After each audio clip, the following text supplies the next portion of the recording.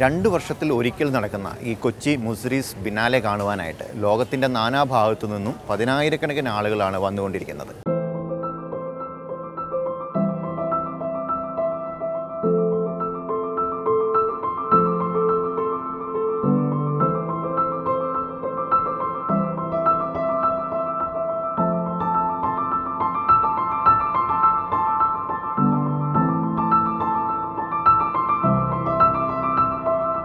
നമ്മളിപ്പോൾ ഉള്ളത് ബിനാലെയുടെ പ്രധാന വേദിയായ ആസ്പിൻ വാളിലാണ്.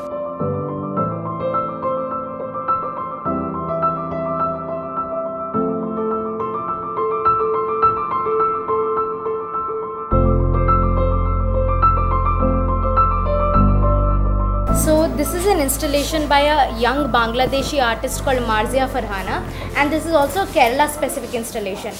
She's talking about the floods that devastated the state in August of 2018. So she was here for over a month. All these objects were in fact destroyed in floods. Okay. She collected them and she made them look like as if they're floating or submerged in water. Okay. So there are 4 rooms and all of them look like they're submerged or floating in water. Okay.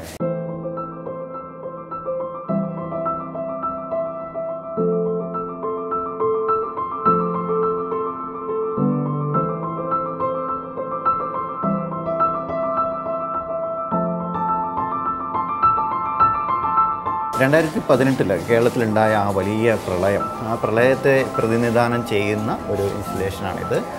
ഒരു ആർട്ടിസ്റ്റിൻ്റെ കാഴ്ചപ്പാടിൽ ആ വെള്ളത്തിൽ ഒഴുകി നടക്കുന്ന വീട്ടുപകരണങ്ങളാണ് ഇവിടെ പ്രദർശിപ്പിച്ചിരിക്കുന്നത്.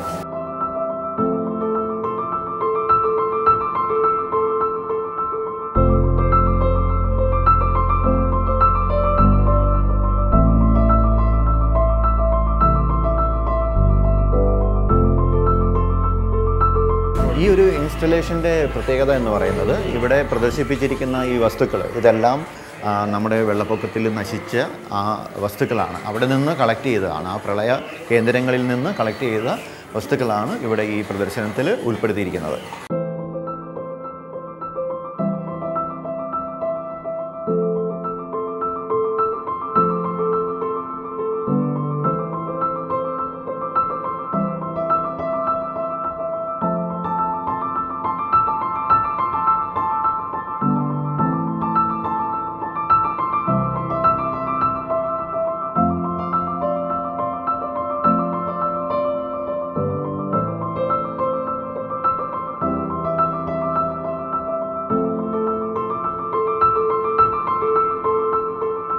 Song Dong എന്ന് പറയുന്ന ഒരു ചൈനീസ് ആർട്ടിസ്റ്റിൻ്റെ ഒരു കലാസൃഷ്ടിയാണ് നമ്മളീ കാണുന്നത്.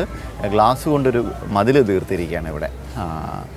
ഇദ്ദേഹം സൂചിപ്പിക്കുന്നത് വാട്ടർ ടെമ്പിൾ എന്നാണ് ഇതിന് പേരിട്ടിരിക്കുന്നത്.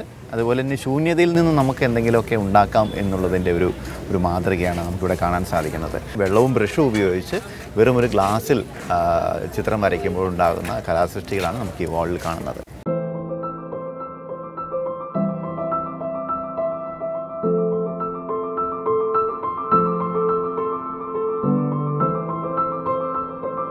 പരിമിതമായിട്ടുള്ള വിഭവങ്ങളെ വീണ്ടും വീണ്ടും ഉപയോഗിക്കേണ്ടി വന്ന ഒരു വിപ്ലവ കാലത്തെ ഓർമ്മിപ്പിക്കുന്ന ഒരു കലാസൃഷ്ടിയാണിത്.